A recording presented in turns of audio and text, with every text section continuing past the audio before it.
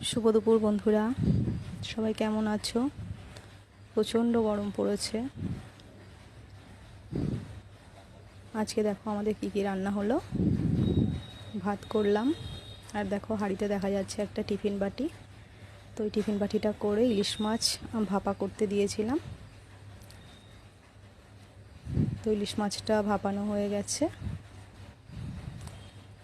এবার এটাকে খুলে নেব। তো প্রচণ্ড গরম ছিল, সেই কারণে খুলতে খুব সমস্যা হচ্ছিল। যাই হোক, খুললাম।